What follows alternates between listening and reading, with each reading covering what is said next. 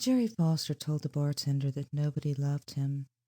The bartender, with the experience of his trade, said that Jerry was mistaken. How about another drink? Why not? Said the unhappy Mr. Foster, examining the scanty contents of his wallet. I'll take the daughter of the vine to spouse, nor heed the music of a distant drum. That's Omar. Sure, the bartender said surprisingly, but you want to look out you don't go out by the same door that in you went. No brawls allowed here. This isn't East Fifth, chum. You may call me chum, Foster said, reverting to the main topic, but you don't mean it. I'm nobody's pal. Nobody loves me. What about the babe you brought in last night? Foster tested his drink. He was a good-looking youngish man with slick blonde hair and a rather hazy expression in his blue eyes. Betty? He murmured. Well, fact is, a while ago I was down at the Tom-Tom with Betty, and this redhead came along, so I ditched Betty and the redhead iced me. Now I'm lonely and everybody hates me. You shouldn't have ditched Betty, maybe, the bartender suggested. I'm fickle, Foster said, tears springing to his eyes. Can't help it. Women are my downfall.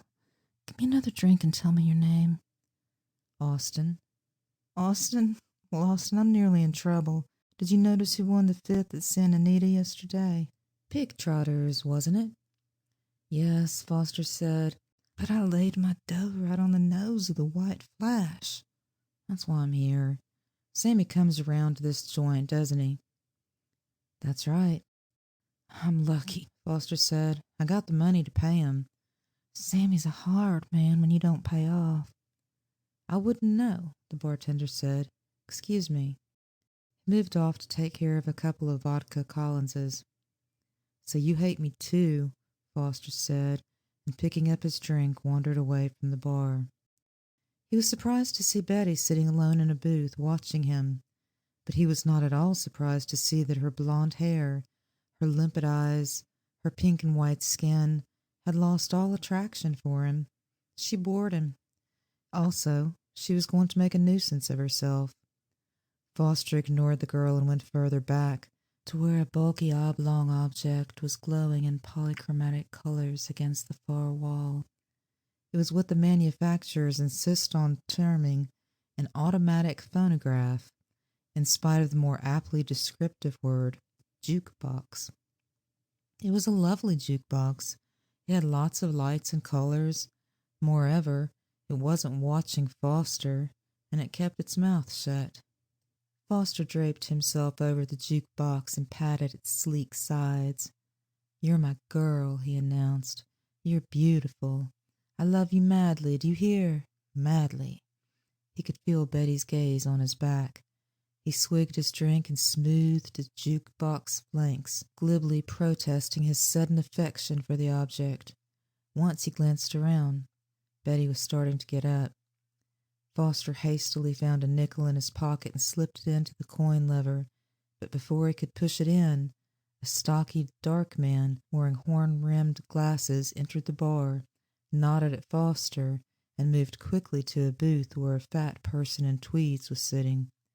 There was a short consultation, during which money changed hands, and the stocky man made a note in a small book he brought from his pocket. Foster took out his wallet. He had had trouble with Sammy before and wanted no more. The bookie was insistent on his pound of flesh. Foster counted his money, blinked, and counted it again, while his stomach fell several feet. Either he had been short-changed or he had lost some dough. He was short. Sammy wouldn't like that. Forcing his fogged brain to think, Foster wondered how he could gain time.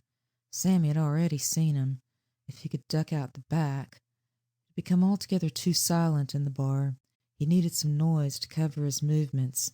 He saw the nickel in the jukebox's coin lever and hastily pushed it in. Money began to spew out of the coin return slot. Foster got his hat up under the slot almost instantly. Quarters, dimes, and nickels popped out in a never-ending stream. The jukebox broke into song. A needle scratched over the black disc. The torchy morning of "My man" came out sadly. It covered the tinkling of the coins as they filled Foster's hat. After a while the money stopped coming out of the jukebox. Foster stood there thanking his personal gods as he saw Sammy moving toward him. The bookie glanced at Foster's hat and blinked. "Hi, Jerry. What gives?" "You hit a jackpot," Foster said. "Not on the jukebox." "No, down at the Onks," Foster said, naming a private club several blocks away. "Haven't got a chance to get these changed into bills yet. Want to help me out?" "I'm no cash register," Sammy said.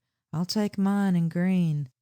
The jukebox stopped playing "My Man" and broke into "Always."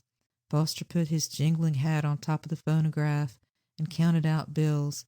He didn't have enough, but he made up the balance out of quarters he fished from the hat. "Thanks," Sammy said. "Too bad your nag didn't make it." "With a love that's true always," the jukebox sang fervently. "Can't be helped," Foster said. "Maybe next time I'll hit 'em." "Want anything on Oaklawn?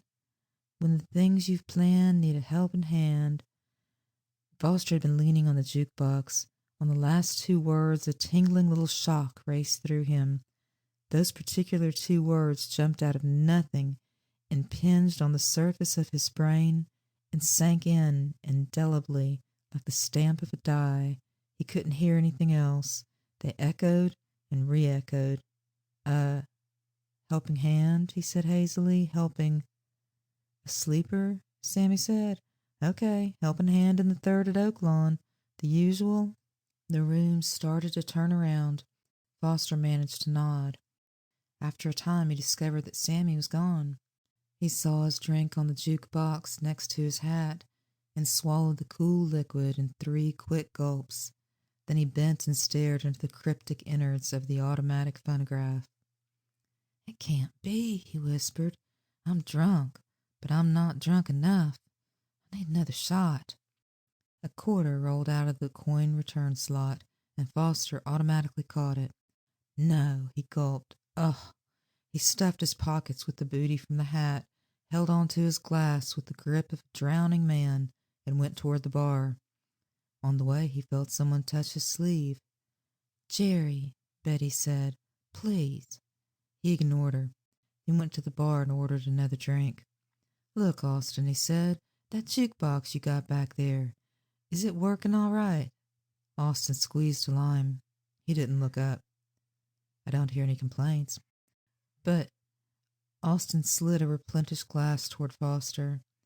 "Excuse me," he said, and went to the other end of the bar. Foster stole a look at the jukebox. It sat against the wall, glowing enigmatically. "I don't know exactly what to think," he said to no one in particular. A record started playing. The jukebox sang throatily, "Leave us to face it. We're in love." The truth was, Jerry Foster was feeling pretty low these days. He was essentially a reactionary, so it was a mistake for him to have been born in an era of great change. He needed to feel the solid ground under his feet, and the ground wasn't so solid anymore. What with the newspaper headlines and new patterns for living emerging out of the vast technological and sociological changes the mid-20th century offered. You've got to be elastic to survive in a changing culture. Back in the stable 20s, Foster would have got along beautifully, but now, in a word, he just wasn't on the ball. A man like that seeks stable security as his ultimo, and security seemed to have vanished. The result was that Jerry Foster found himself out of a job, badly in debt, and drinking far more than he should have done.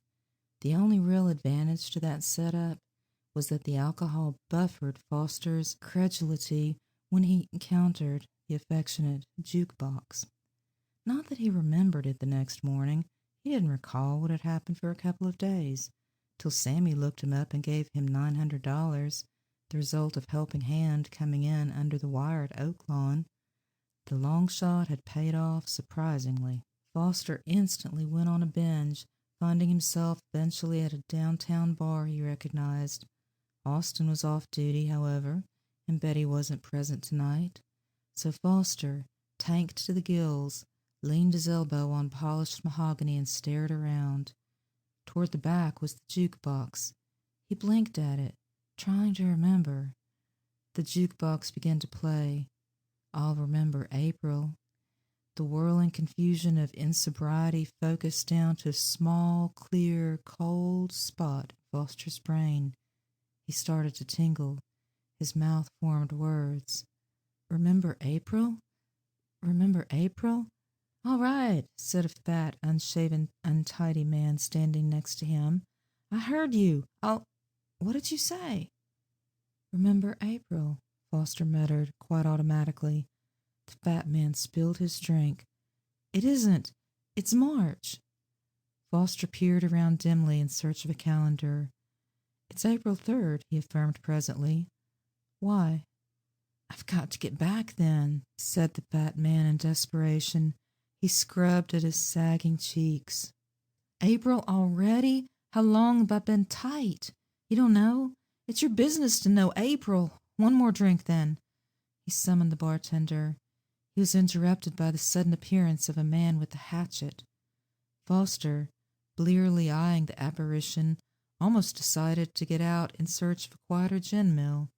This new figure, bursting in from the street, was a skinny blond man with wild eyes and the shakes. Before anyone could stop him, he'd rushed the length of the room and lifted his hatchet threateningly above the jukebox. I can't stand it, he cried hysterically. You spiteful little... I'll fix you before you fix me. So saying, and ignoring the purposeful approach of the bartender, the blond man brought down his hatchet heavily on the jukebox.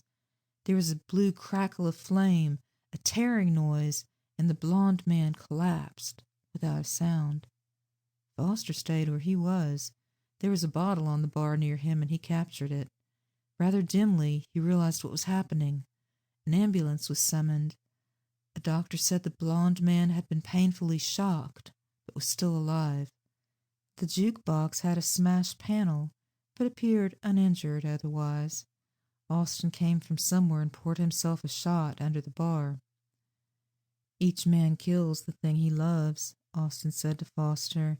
You're the guy who was quoting Omar at me the other night, aren't you? What? Foster said. Austin nodded at the motionless figure being loaded onto a stretcher. Funny business. That fella used to come in here all the time to play the jukebox. He was in love with the thing. Sat here by the hour listening to it. Of course, when I say he was in love with it, I'm merely using a figure of speech. Catch? Sure, Foster said. Then a couple of nights ago he blows up, crazy as a loon.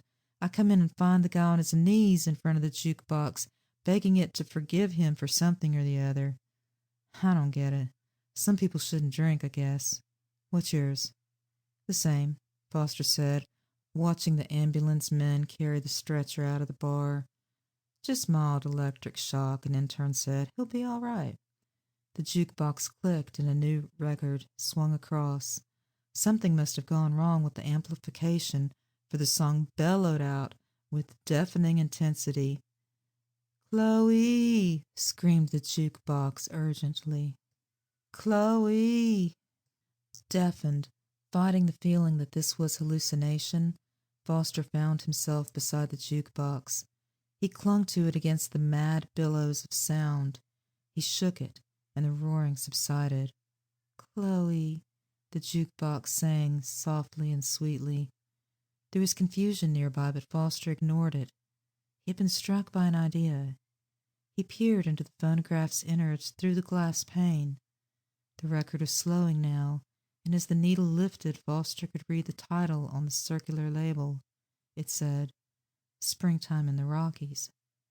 The record hastily lifted itself and swung back to concealment among the others in the rack. Another black disc moved over under the needle. It was Twilight in Turkey. But what the jukebox played with great expression was, We'll Always Be Sweethearts. After a while the confusion died down. Austin came over, examined the phonograph, and made a note to get the broken panel replaced. Foster had completely forgotten the fat, unshaven, untidy man till he heard an irritated voice behind him say, "It can't be April." "What? You're a liar. It's still March." "I'll take a walk," said Foster, who was profoundly shaken, though he didn't know why. The obvious reasons for his nervousness, he suspected, weren't the real ones. "You're a liar, I said," the fat man snarled, breathing heavily in Foster's face. "It's March. You'll either admit it's March or. But Foster had had enough. He pushed the fat man away and had taken 2 steps when a tingling shock raced through him, and the small, cold spot of clarity sprang into existence within his brain. The jukebox started to play. Accentuate the positive, eliminate the negative. "It's March," the fat man yelped. Isn't it March?" "Yes," said Foster thickly, "it's March." All that night the song title blazed in his mind. He went home with the fat man. He drank with the fat man. He agreed with the fat man. He never used a negative, and by morning he was surprised to find that the fat man had hired him as a songwriter for Summit Studios, simply because Foster didn't say no when he was asked whether he could write songs. "Good," the fat man said. "Now I better get home." "Oh, I am home, aren't I? Well, I got to get down to the studio tomorrow. We're starting a super musical April 2nd, and this is April, isn't it?" "Sure." "Let's get some sleep. No, not that door. The swimming pool's out there. Here, I'll show you the spare bedroom. You're sleepy, aren't you?" "Yes," said Foster, who wasn't. But he slept, nevertheless, and the next morning found himself at Summit Studios with the fat man putting his signature on a contract. Nobody asked for his qualifications. Taliaferro, the fat man, had okayed him. That was enough. He was given an office with a piano and a secretary, and sat dazedly behind his desk for most of the day, wondering how the devil it had all happened. At the commissary, however, he picked up some scraps of information. Taliaferro was a big shot, a very big shot. He had one idiosyncrasy. He couldn't endure disagreement. Only yes men were allowed around him. Those who worked for Taliaferro had to accentuate the positive, eliminate the negative. Foster got his assignment, a romantic love song for the new picture, a duet. Everyone took it for granted that Foster knew one note from the other. He did, having studied piano in his youth, but counterpoint and the mysteries of minor keys were far beyond him. That night he went back to the little downtown bar. It was just a hunch, but he thought the jukebox might be able to help him. Not that he really believed in such things, but at worst he could hoist a few shots and try to figure a way out. But the jukebox kept playing one song over and over. The odd thing was that nobody else heard that particular song. Foster discovered that quite by accident. To Austin's ears, the jukebox was going through an ordinary repertoire of modern popular stuff. After that, Foster listened more closely. The song was a haunting duet, plaintive and curiously tender. It had the overtones in it that made Foster's spine tingle. "Who wrote that thing?" he asked Austin. "Wasn't it Hoagie Carmichael?" But they were talking at cross purposes. The jukebox suddenly sang, "I doed it," and then it relapsed into the duet. "No," Austin said, "I guess it wasn't Hoagie. That's an old one. Dardanella." But it wasn't Dardanella. Foster saw a piano at the back. He went to it and got out his notebook. First he wrote the lyrics. Then he tried to get the notes down, but they were beyond him, even with the piano as a guide. The best he could achieve was a sort of shorthand. His own voice was true and good, and he thought he might be able to sing the piece accurately if he could find someone to put down the notes for him. When he finished, he studied the jukebox more closely. The broken panel had been repaired. He patted the gadget in a friendly way and went away thinking hard. His secretary's name was Lois Kennedy. She came into his office the next day when Foster was tapping at the piano and helplessly endeavoring to write down the score. "Let me help you, Mr. Foster," she said competently, casting a practiced eye over the messy pages. "I no thanks," Foster said. "Are you bad on scores?" she asked as she smiled. "A lot of composers are that way. They can play by ear, but they don't know G sharp from A flat." "They don't, eh?" Foster murmured. The girl eyed him intently. "Suppose you run through it and I'll mark down a rough scoring." Foster hit a few chords. "Phooey," he said at last and picked up the lyrics. Those were readable anyway. He began to hum. "Swell," Lewis said. "Just sing it. I'll catch the melody." Foster's voice was true, and he found it surprisingly easy to remember the love song the jukebox had played. He sang it, and Lois presently played it on the piano, while Foster corrected and revised. At least he could tell what was wrong and what was right. Since Lois had lived music since her childhood, she had little difficulty in recording the song on paper. Afterwards, she was enthusiastic. "It's swell," she said. "Something really new, Mr. Foster. You're good. And you're not lifting for Mozart either. I'll shoot this right over to the big boy. Usually it's smart not to be in too much of a hurry, but since this is your first job here, we'll chance it." Talifera liked the song. He made a few useless suggestions which Foster, with Lois's aid, incorporated, and sent down a list of what else was needed for the super musical. He also called a conclave of songwriters to listen to Foster's opus. "I want you to hear what's good," Talifera told them. "This new find of mine is showing you up. I think we need new blood." He finished darkly, eyeing the wretched songwriters with ominous intensity. But Foster quaked in his boots. For all he knew, his song might have been plagiarized. He expected someone in the audience to spring up and shout, "That new find of yours swiped his song from Berlin," or Gershwin or Porter or Hammerstein, as the case may be. Nobody exposed him. The song was new. It was established Foster as a double-threat man since he had done both melody and lyrics himself. He was a success. Every night he had his ritual. Alone, he visited a certain downtown bar. When necessary, the jukebox helped him with his songs. It seemed to know exactly what was needed. It asked little in return. It served him with the unquestioning fidelity of cigarette in Under Two Flags, and sometimes it played love songs aimed at Foster's ears and heart.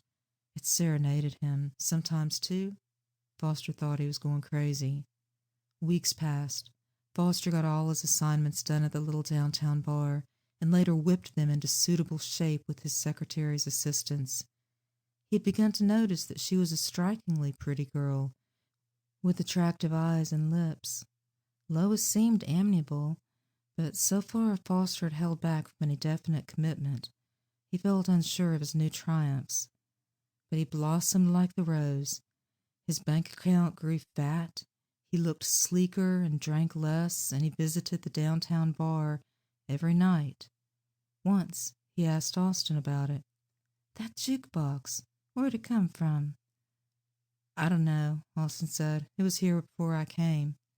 "Well, who puts the new records in?" "The company, I suppose." "Ever see him do it?" Austin thought. "Can't say I have. Guess the man comes around when the other bartender's on duty. It's got a new set of records on every day, though. That's good service." Foster made a note to ask the other bartender about it, but there was no time. For the next day, he kissed Lois Kennedy. That was a mistake. It was the booster charge. The next thing Jerry Foster knew, he was making the rounds with Lois, and it was after dark, and they were driving unsteadily along Sunset Strip, discussing life and music. "I'm going places," Foster said, dodging an ambulatory telephone pole. "We're going places together." "Oh, honey," Lois said. Foster stopped the car and kissed her. "That calls for another drink," he remarked. "Is that a bar over there?" The night wore on. Foster hadn't realized he had been under considerable strain. Now the lid was off. It was wonderful to have Lois in his arms, to kiss her, to feel her hair brushing his cheek. Everything became rosy. Through the rosy mist, he suddenly saw the face of Austin. The same? Austin inquired. Foster blinked. He was sitting in a booth with Lois beside him. He had his arm around the girl, and he had an idea he had just kissed her. Austin, he said, how long have we been here? About an hour. Don't you remember, Mr. Foster? Darling, Lois murmured, leaning heavily against her escort. Foster tried to think. It was difficult. Lois, he said finally, haven't I got to write another song? It'll keep. No, that torch song, Taillefer Once a Friday. That's 4 days away. Now I'm here, I might as well get the song, Foster said with alcoholic insistence, and stood up. Kiss me, Lois murmured, leaning toward him. He obeyed, though he had a feeling there was more important business to be attended to. Then he stared around, located the jukebox, and went toward it. Hello there, he said, patting the sleek, glowing sides. I'm back. Drunk, too, but that's all right. Let's have that song. The jukebox was silent. Foster felt Lois touch his arm. Come on back, we don't want music. Wait a minute, hun. Foster stared at the jukebox. Then he laughed. I know, he said, and pulled out a handful of change. He slid a nickel in the coin lever and pushed the lever hard. Nothing happened. What's wrong with it? Foster muttered. I need that song by Friday. He decided that there were a lot of things he didn't know about, and ought to. The muteness of the jukebox puzzled him. All of a sudden he remembered something that happened weeks ago. The blond man who had attacked the jukebox with a hatchet and had only got shocked for his pains. The blond man, he vaguely recalled, used to spend hours in tete-a-tete with the jukebox. What a dope, Foster said thickly. Lois asked a question. I should have checked it before, he answered her. Maybe I can find out. Oh, nothing, Lois, nothing at all. Then he went after Austin. Austin gave him the blond man's name, and an hour later, Foster found himself sitting by a white hospital bed, looking down at a man's ravaged face under faded blond hair. Brashness, judicious tipping, and a statement that he was a relative got him this far. Now he sat there and watched and felt questions die as they formed on his lips. When he finally mentioned the jukebox, it was easier. He simply sat and listened. They carried me out of the bar on a stretcher, the blond man said. Then a car skidded and came right at me. I didn't feel any pain. I still don't feel anything. The driver, she said she heard somebody shouting her name, Chloe. That startled her so much that she lost control and hit me. You know who yelled Chloe, don't you? Foster thought back. There was a memory somewhere. The jukebox had begun to play Chloe, and the amplification had gone haywire, so the song had bellowed out thunderously for a short time. I'm paralyzed, the blond man said. I'm dying, too. I might as well. I think I'll be safer. She's vindictive and plenty smart. She? A spy. Maybe there's all sorts of gadgets masquerading as things we take for granted. I don't know. They substituted that jukebox for the original one. It's alive. No, not it. She. It's a she, all right? And who put her there? The blond man said and answered Foster's question. Who are they? People from another world or another time? Martians? They want information about us, I bet, but they don't dare appear personally. They plant gadgets that we take for granted, like that jukebox, to act as spies. Only this one got out of control a little. She's smarter than the others. He pushed himself up on the pillow, his eyes glaring at the little radio beside him. Even that, he whispered, is that an ordinary, regular radio? Or is it one of their masquerading gadgets spying on us? He fell back. I began to understand quite a while ago, the man considered weakly. She put ideas in my head. More than once she's pulled me out of a jam. Not now, though. She won't forgive me. Oh, she's feminine, all right. When I got on her bad side, I was sunk. She's smart for a jukebox, a mechanical brain. I don't know. I'll never know now. I'll be dead soon. and I'll be all right with me. The nurse came in. Jerry Foster was coldly frightened, and he was drunk. The main street was bright and roaring as he walked back, but by the time he made up his mind it was after closing hour, and a chill silence went hand in hand with the darkness. The streetlights didn't help much. If I were sober, I wouldn't believe this, he mused, listening to his hollow footfalls on the pavement. But I do believe it. I've got to fix things up with that jukebox. Part of his mind guided him into an alley. Part of his mind told him to break a window, muffling the clash with his coat. And the same urgent, sober part of his mind guided him through a dark kitchen and a swinging door. Then he was in the bar. The booths were vacant. A faint filtered light crept through the Venetian blinds shielding the street windows. Against a wall stood the black, silent bulk of the jukebox. Silent and unresponsive, even when Foster inserted a nickel, nothing happened. The electric cord was plugged in the socket, and he threw the activating switch. But that made no difference. Look, he said, I was drunk. Oh, this is crazy. It can't be happening. You're not alive. Are you alive? Did you put the finger on that guy I just saw in the hospital? Listen.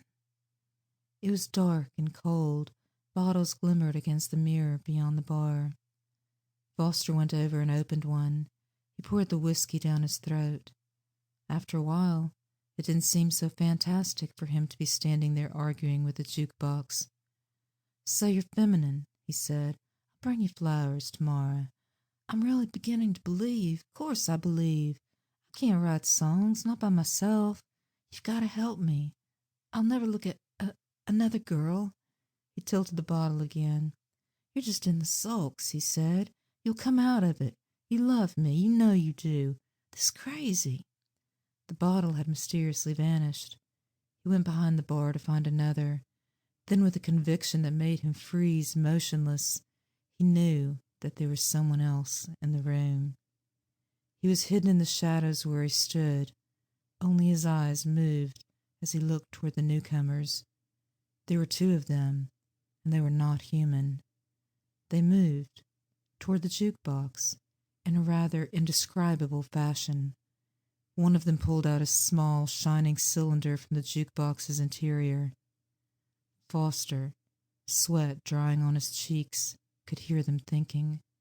Current report for the last 24 hours, Earth time, put in fresh recording cylinder. Change the records to... Foster watched them change records. Austin had said that the discs were replaced daily, and the blonde man, dying in the hospital, had said other things. It couldn't be real. The creatures he stared at could not exist. They blurred before his eyes. A human is here, one of them thought. He has seen us. We had better eliminate him. The blurry, inhuman figures came toward him. Foster, trying to scream, dodged around the end of the bar and ran toward the jukebox. He threw his arms around the unresponsive sides and gasped, "Stop them! Don't let them kill me!" He couldn't see the creatures now, but he knew they were immediately behind him. The clarity of panic sharpened his vision. One title on the jukebox's list of records stood out vividly. He thrust his forefinger against the black button beside the title, "Love Me Forever." Something touched his shoulder and tightened, drawing him back. Lights flickered within the jukebox. A record swung out. The needle lowered into its black groove. The jukebox started to play. "I'll be glad when you're dead, you rascal, you."